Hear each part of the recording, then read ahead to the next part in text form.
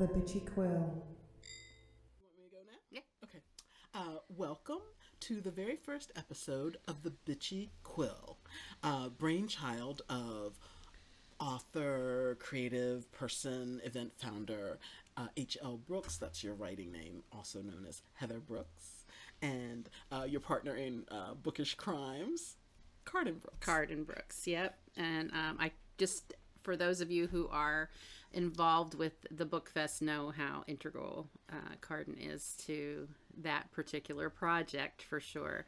So we, in these years that we've gotten to know each other, and this is our first podcast ever, so we're going to ramble, we're going to say whatever we want to say, we're going to talk about whatever, we're going to try and figure things out here on this first episode. We'll get focused later. We'll get more focused and refined later, but what we came to talk about today is Project 2025 and how it's going to impact. So this is the bitchy quill.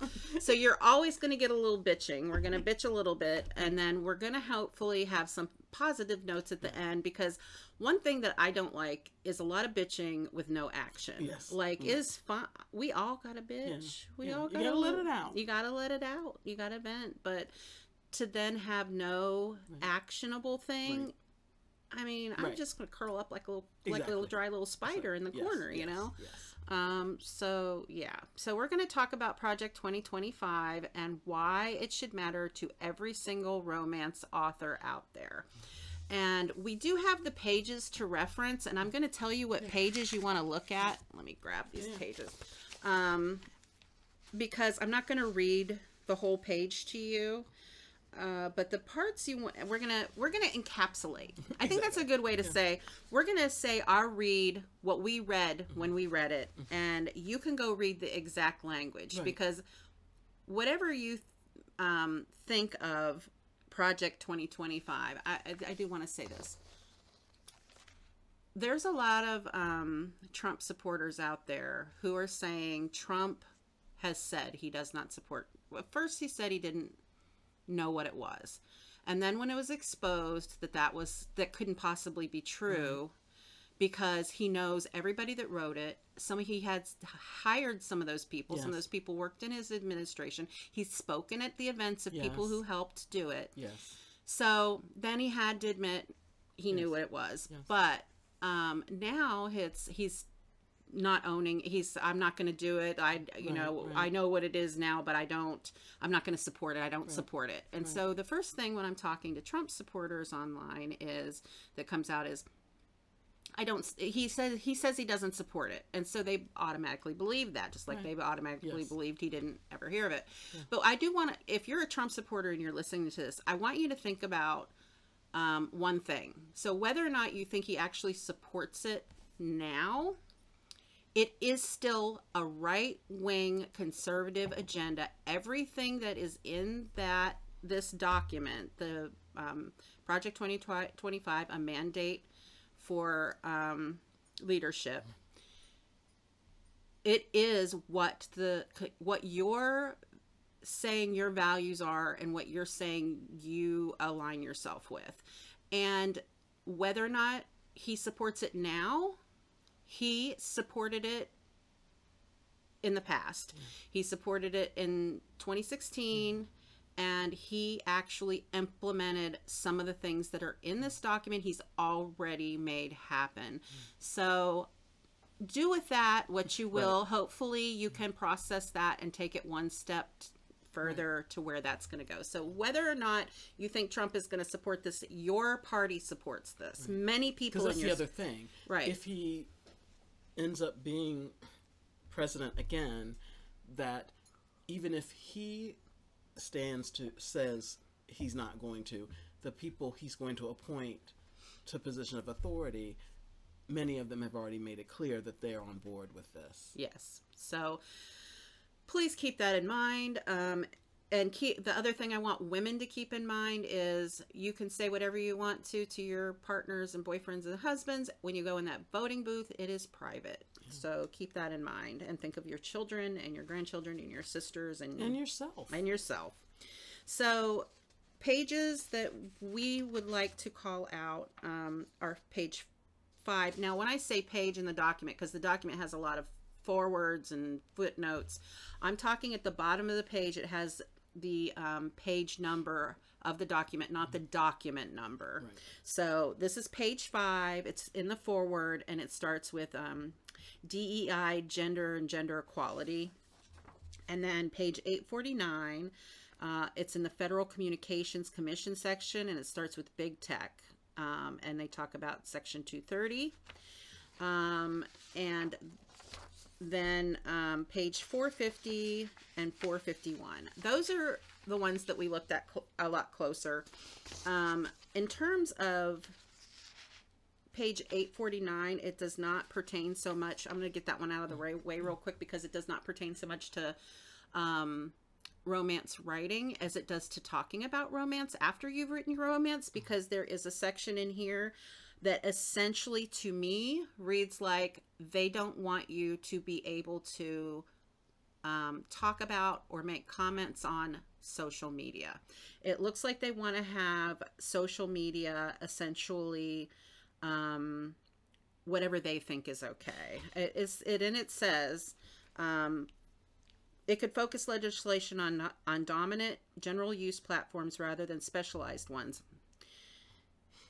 This could include excluding comment sections in online publications, specialized message boards, or communities within larger platforms that self-moderate.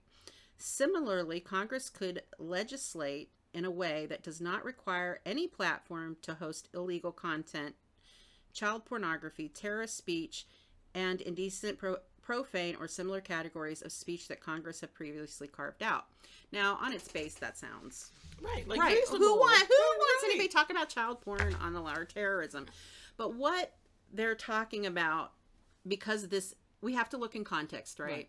This is a conservative document, so it's told from a conservative perspective. And what gets labeled, right? Because the nuance comes into who decides what is pornography and what gets labeled as pornography, whether it's pornographic or not. Because skimming through the bulk of this document also reveals their very narrow definition of what is acceptable.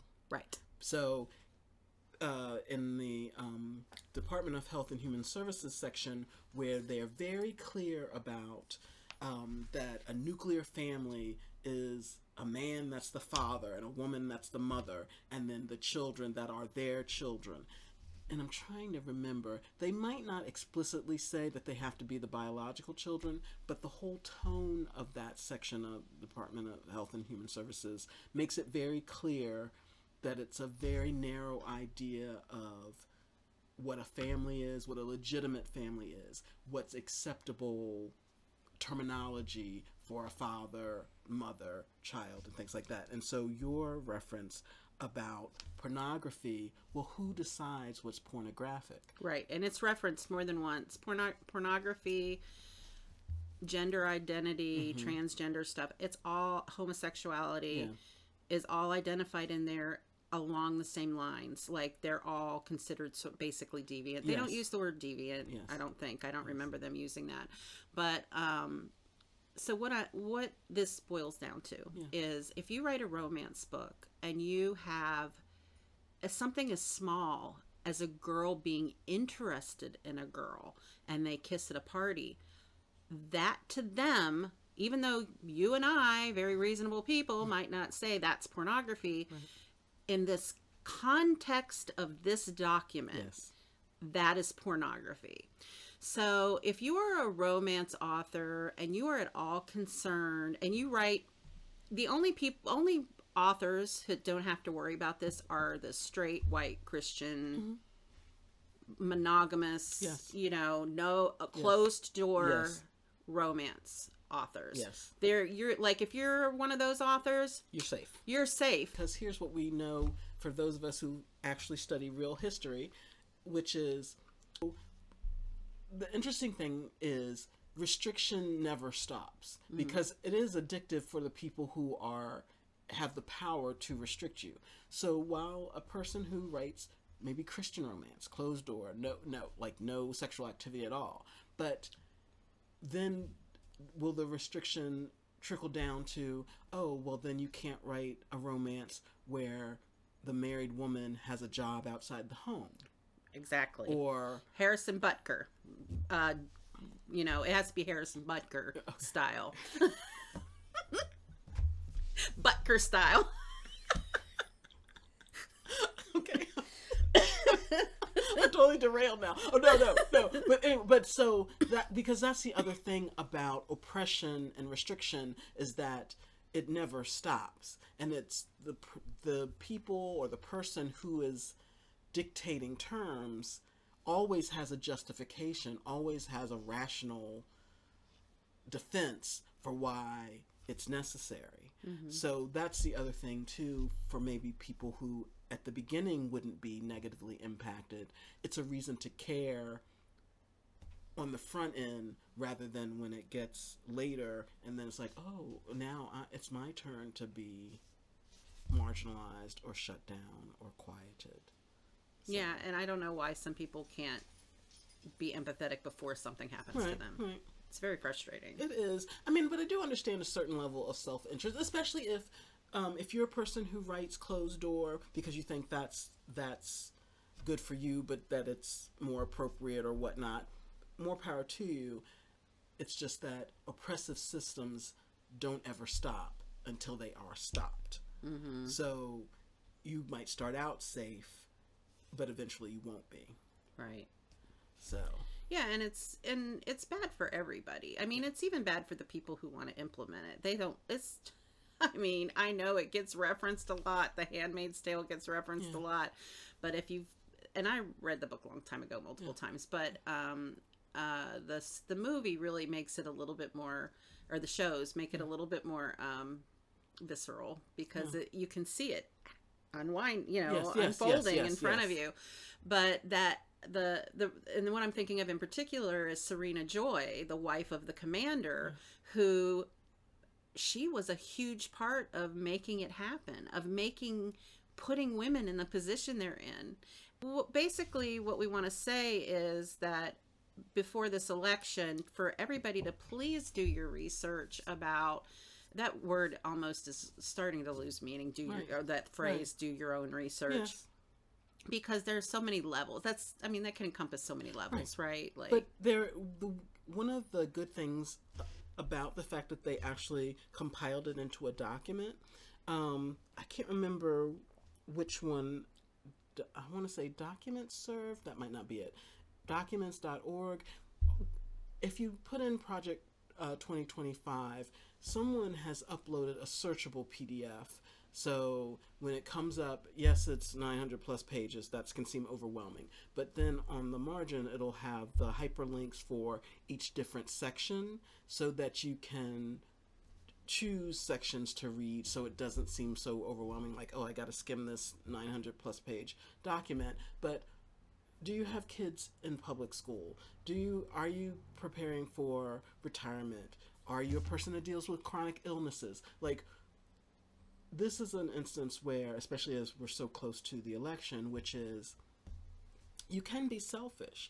Look and see what might most directly affect you and your loved ones and your family and whatnot, and see if that rings as like something that's going to be good for you all. Because I think people need to see it in print and really read it, because people can say all kinds of things like it's so extreme or whatnot, but if you actually read it and read what they say about LGBTQ plus people, and not the one thing that stood out for me in the section for the Department of Health and Human Services is that in the second paragraph under their first goal of protecting life, conscience, and bodily integrity, like you said earlier, who would argue that? That's so reasonable. It's so reasonable. That's so reasonable. But at the end of the second paragraph, it says, the Secretary must ensure that all HHS programs and activities are rooted in a deep respect for innocent human life from day one until natural death, abortion and euthanasia are not health care. And so when I read that, I was like, whoa, that's really insidious, because first of all, abortion and euthanasia are not equal procedures. But the way that they structure that sentence, that's the implication. And they're totally different things. And abortion care is also actually multiple things depending on the person's circumstances. So right there, it's a case of using language that seems fairly innocuous, but really it's an insidious assertion. Right. It's an insidious, because for as much as they have language that repeatedly says the importance of the individual and freedom of speech and whatnot, but then all the details of what they want to do are not, they don't support the idea that the individual has agency and autonomy and shouldn't be oppressed by the state. Right. So much of what is said in this document, they say it in a way that's very appealing. It's like, you ever hear this story about the monkey paw? You know, you make a wish on the monkey paw, but it always like gives you like it's always some kind of it's some kind of horrible thing involved with the wish. Like you wish for a thing, and so that's where "be careful what you wish for" comes from. And then there's even a funny Simpsons episode where it's like, I think it's one of the horror episodes from Halloween, where Homer is at one of these old antique stores, and he has the monkey paw, and he makes a wish, and he says he wants like a turkey sandwich or something. He says, and I don't want any zombie turkeys, and I don't want to get, like right. He's trying to he's qualifying it so none of the bad stuff happens. But that is what this document makes me think of, ironically. But it's so insidious to say these are the great things, and then there's this flip. This retracting of that it's not what I also, on top of everything else, this is not this is a very un-American document.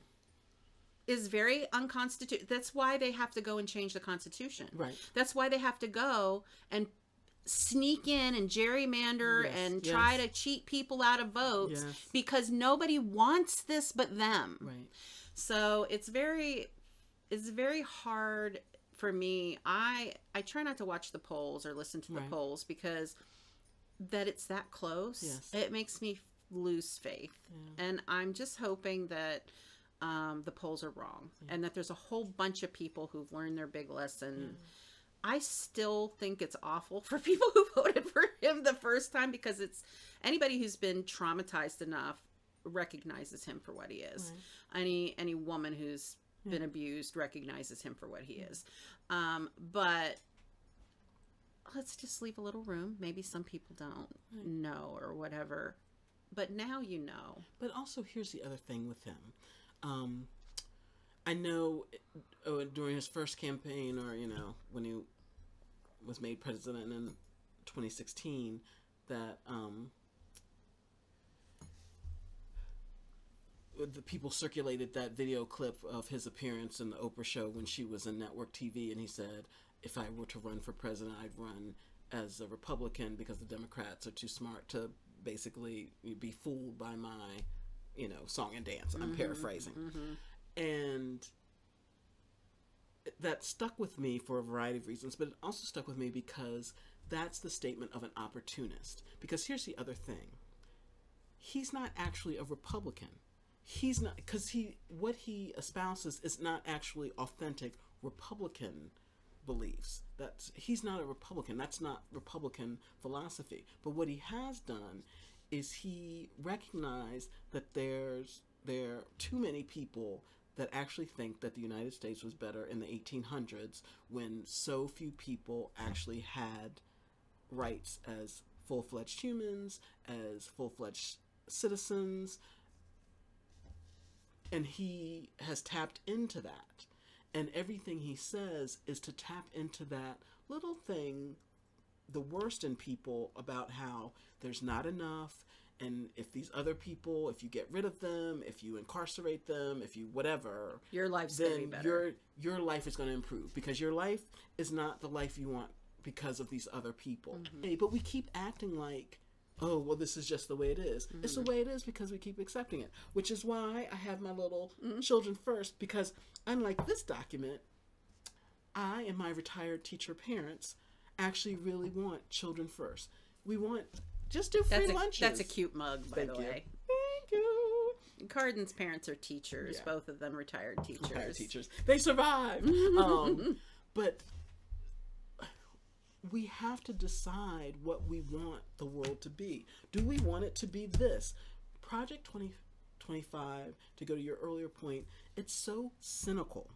It's so defeatist in terms of not giving people the benefit of the doubt. Maybe this is a little naive of me, but I do believe if people are given the opportunity to do the generous thing, the kind thing, the thoughtful thing, that they will. Because we see people who don't have much who are so generous. Yeah. So I think this is the opposite of that. This is, oh, if only we control just about everybody, then life will be perfect. Well, life isn't perfect because you know what? Because we humans are imperfect and we always make sure something goes wrong. Right. That's just our nature. But we have to figure out, and not with this blueprint, we have to figure it out. Right. And we're going to, if he is elected in, a lot of people who are in denial about what they think he won't do, they're going to learn. And unfortunately, it would be fine if it was just them that was going to suffer with the consequences. It's going to be all of us. It's going to be all of us suffering consequences. And I think that's what appeals to some of the MAGA, like the super MAGAs, like Marjorie Taylor Greene, for example, who just seems to get joy out of upsetting people. Yes. And if you get joy out of just going around upsetting people, that really says more about you than the government or the way the government's run. And again, I just want to say I want to echo something that Kamala says about reproductive care, and is that we should trust women to make their own choices. If you don't want to do something or be something, or then you just you consult your family, your religious leader, and you just don't. You have the freedom to not do it. This idea that to take the country and start forcing other people. It's so funny when I hear a evangelical right-wing nationalist Christian person say you're shoving something down their throat. Because we're just saying, can you just let me marry my girlfriend, or whatever. We're not saying you have to marry a girl or a boy or whatever. We're just saying, can you just let you just let us have our freedom, our version of like, that's it. Is they want you to have their version of freedom, which isn't freedom. But also their approach to it. So I'm a Christian. I was raised Christian. I was a Baptist. And for the Black Baptists who know, it's like Sunday school on Sunday, then church service, some kind of afternoon program, probably a midweek program, Saturday Bible study, junior missionaries. Like, I spent a lot of time in church, and I have great memories of that, of being in church with other people. And the people who call themselves Christians, but their behavior is so unchristlike, so not generous, so not forgiving, not empathetic. And I'm just like, have you read the Bible? Because so many extremists who claim that they are Christians, who call themselves Christian, I'm like, that's the opposite of the message of Christ. And that's biblical. Like, that's not my interpretation of it, that's whatever. And I mean, the whole reason we were given the 10 Commandments is like, okay, the Bible's a lot. So here are the things, here are the things you really need to remember. Here's the big hit. Here's the highlights. Remember these. Like, I know it's a whole bunch of stuff, like 60-some books. But here, these 10 things. These are the most important. And then also the whole golden rule. Like, hey, when in doubt, you don't remember all 10 Commandments? If you were in that person's position, would you want to be treated that way? Right. You've been saying you want to bring back the golden rule. And there's just so much stuff where I'm like, if the positions were reversed, would you be happy about that? Right. And like Project 2025 and all the extremist things that are clearly trying to control people, confine us, shove us into this cookie cutter idea of humanity, family, whatnot. And I'm just like,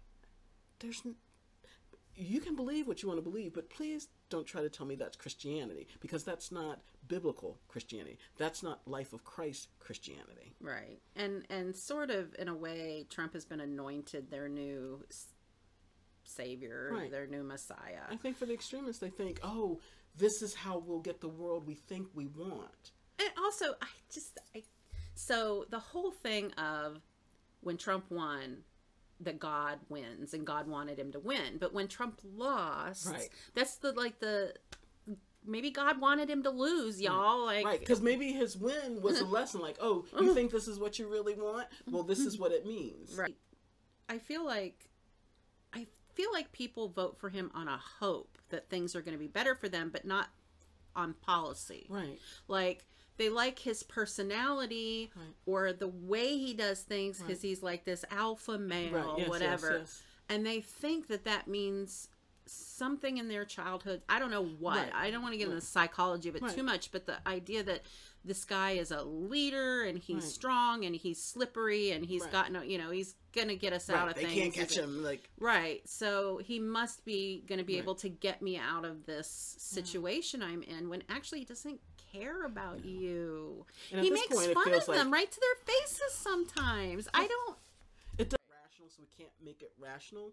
But I will say this about him as well. You know, a couple of months ago, whenever he said to the Christian Nationals, like, this will be the last time you have to vote. Yes. Like, my ears perked up because Yeah. I was like, oh, when he says, I'm going to be a dictator on the first day, well, he's just going to be a dictator. That's his plan. Mm-hmm. But the other thing, too, is he's projecting very clearly that if he has anything to say about it, this will be our last election. Right. That's very un-American. There's nothing more un-American than. But see, it's a lot like this abuse relationship where people will apologize for him. Yeah. It started back with grab him by the pussy. Yes. You can do whatever you want. And Yes. despite the fact that he has admitted himself and has said about how he would just go into these teen Yes. girls' dressing rooms Yes. during the Miss Yes. whatever pageants, people immediately, and women came in immediately to start apologizing about on his behalf, Yes. saying, well, not even really apologizing, No. but like Contextualizing, right? They're like, reasoning, Yes. like justifying it. Oh, Yes. that's just locker room talk. As if that made it better, that Yes. there are your husbands and uncles and brothers are all in locker rooms somewhere, or at the office or at Hooters, Yes. all talking about how they can grab your Yes. sister, your friend, your Yes. mother anytime they want to. Yes. And married. yes. She was Yes. married, that woman he was talking Yes. about. And so they had made, oh, that's just locker room talky. So every time he says something like that, they do what the abused person does when they Yes. are in a really bad relationship and they have not broke away from it, is they apologize for the abuser. And they're like, oh, he didn't mean it. And they try to justify it so that they can rationalize it. Yes. But the reality is, I can't understand how that first year between him doing the whole grab him by the pussy and making fun of that disabled reporter, Yes. how any decent person, and I know there are people who are like, they could be a Trump supporter and they would, if your car was stuck in the mud up the Yes. road, they get their tractor to Yes. come bring it to you. Yes. Or if they were next door to Yes. you, they go down to the Yes. grocery They store would if be you a were out good of milk, if neighbor. you broke your Yes. leg. Yes, they Yes, would be they a would good be a neighbor. good neighbor. But and you just have to go, like, where's the disconnect in that? Like, can't you be good to people even if they don't worship your God, and even if they are gay and they don't love the way you do? And can't you still like care about people? Like, I don't care if they're straight and Christian. Go to church all you want. Go get married get divorces if you want. Stay married in bad marriages if that's your religion. That's your, Whatever. Yes. That's your business. But I just don't. It's really hard. So, but just, I know we've been talking about, because we had been talking about this so much, and I really wanted to talk about it, and there's a lot more to talk about in terms of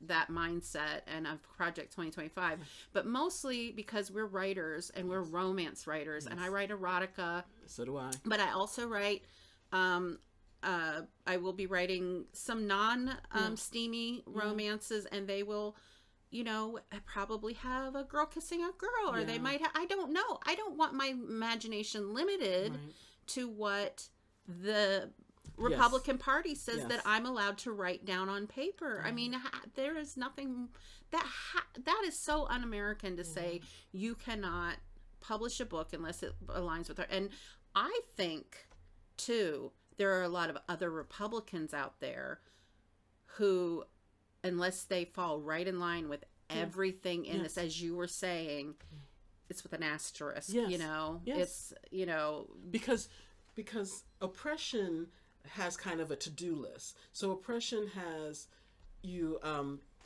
the most vulnerable first. So you knock off groups according to their vulnerability.